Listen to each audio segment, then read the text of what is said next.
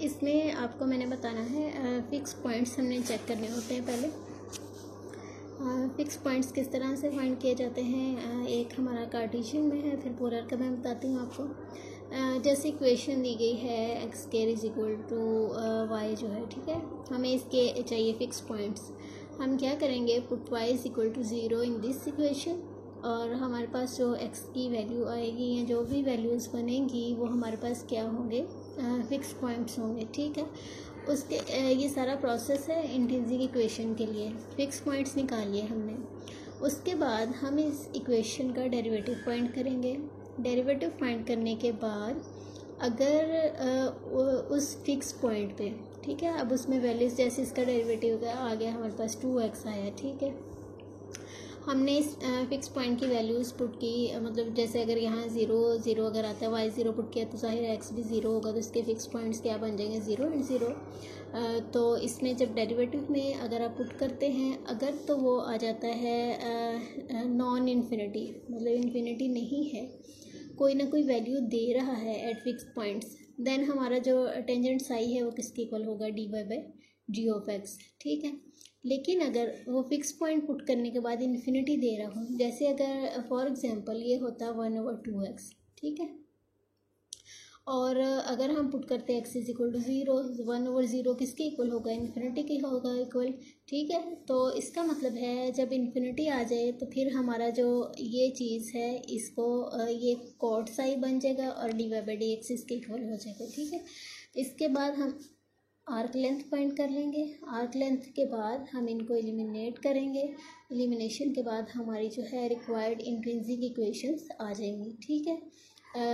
तो क्या किया हमने इंट्रिंसिक इक्वेशन के लिए, सबसे पहला स्टेप हमारा होता है फिक्स पॉइंट्स निकालने। फिक्स पॉइंट्स निकल गए, फिर हमने डेरिवेटिव फाइंड किया। उस डेरिवेटिव में हमने वैल्यूज़ पुट की। अगर वो इन्फिनिटी नहीं है, कोई ना कोई नंबर दे रहा है, देन टेंजेंट साई क्या होगा, dy/d ऑफ x। लेकिन अगर वो इन्फिनिटी दे रहा है तो फिर हमारा क्या हो जाएगा, cot of psi equal to dy/dx, ठीक है। और फिर आपने एस फाइंड कर लेते हैं, मतलब आर्क लेंथ करनी है, फिर इन दोनों को एलिमिनेट करना है, तो हमारे रिक्वायर्ड जो है इंट्रिंसिक इक्वेशन आ जाएगी। पोलर कोऑर्डिनेट्स में किस तरह से फाइंड करते हैं, सबसे पहले आपने पुट करना है थीटा इज इक्वल टू 0, जो भी पोलर की इक्वेशन होगी, फिर हमें आर की वैल्यू मिल जाएगी। उसके बाद टेंजेंट साई किसके इक्वल होगा, d(θ/dr) होगा, ठीक है।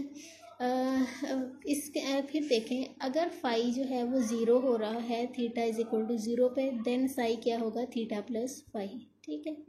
लेकिन अगर हमारा थीटा 0 पे, फाई जो है वो 0 नहीं हो रहा है, तो देन इससे रिलेटेड दो क्वेश्चंस हैं 5 और 6, उसमें हमें ट्राइंगल्स को सॉल्व करना पड़ेगा, वो फिर मैं आपको करवाऊँगी तो आपको क्लियर होगा।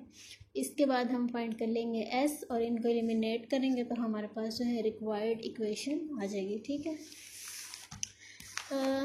एक्सरसाइज का देखें, पहला क्वेश्चन है obtain the intrinsic equation of the सेंट्री y is equal to c cos hyperbolic x over c taking vertex on at the fix point this. देखें, उन्होंने हमें ऑलरेडी फिक्स पॉइंट दे दिया है, वो क्या दिया है, 0 एंड c दिया है, ठीक है। तो अब हमें फिक्स पॉइंट फाइंड करने की ज़रूरत ही नहीं है, ठीक है। हमारा फिक्स पॉइंट क्या है, a इज इन दिस। तो पहला हम फिर काम क्या करेंगे, फिर हम फाइंड करेंगे टेंजेंट साई जो है वो dy/dx, मतलब हम पहले अपना फाइंड करेंगे derivative. y is equal to c cos hyperbolic x over c है, तो इसको जब डेरिवेटिव डिफ्रेंशिएट करेंगे तो ये हमारा क्या बन गया, sine hyperbolic x over c। अब आपने अपने फिक्स पॉइंट्स पे चेक कर लेना है, पहला x का होता है, दूसरा y का होता है, ठीक है। फिक्स पॉइंट पे चेक किया, sine hyperbolic 0 is equal to 0, so तो आपके पास क्या होगा, पैरेलल टू एक्स एक्सिस। तो आप क्या कह देंगे, जो टेंजेंट साई है वो क्या है, dy/dx के इक्वल आ गया। फॉर एग्जांपल ये 0 ना होता, इन्फिनिटी होता, तो फिर हम क्या करते, इसको उलट देते। ये हमारा एक काम हो गया, टेंजेंट साई आ गया हमारे पास। सेकेंडली हम क्या फाइंड कर लेंगे, आर्क लेंथ फाइंड करेंगे, वो क्या होगी, 0 to x, क्योंकि 0 to c है, तो ये आपने 0 to x इसकी जो बेसिक लिमिट है वही पुट करेंगे, कुछ और नहीं आपने इसमें चेंज करना। तो इसको सॉल्व करेंगे। 1 plus sine hyperbolic square x over c किसके इक्वल होता है, कॉस। अब आइडेंटिटीज़ जो हैं वो आपको पता है, जो sine square theta plus cos square theta 1 होती है, लेकिन जब हाइपरबोलिक्स की बात आ जाती है, जब जहाँ जहाँ साइन होता है वहाँ वहाँ साथ माइनस आ जाता है, तो ये हमारी आइडेंटिटी बनेगी। ठीक है, कॉस हाइपरबोलिक वाला जो है इस तरह से हो जाएगा। इसकी जगह पे हम ये पुट कर देंगे, ये स्क्वायर और स्क्वायर रूट कैंसिल आउट हो जाएंगे, इसका डेरिवेटिव लेंगे। कॉस हाइपरबोलिक का डेरिवेटिव क्या होता है, साइन होता है। इसको लिए आपको रिकॉल करने पड़ेंगे सेकेंड ईयर के इंटीग्रेशन और डेरिवेटिव वाले जो है ना कुछ फार्मूलाज, वो वाले के साइन की क्या होती है डेरिवेशन, और फिर साइन हाइपरबोलिक की क्या होती है, ये सारी चीज़ें। ये हमारा आ गया S is equal to C sine hyperbolic X over सी।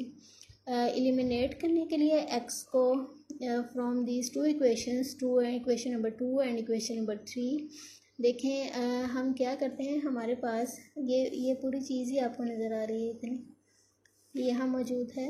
ये किसके इक्वल है, टेंजेंट ऑफ साई, तो इसमें पुट कर दें S is equal to C tangent of psi which is required intrinsic equation.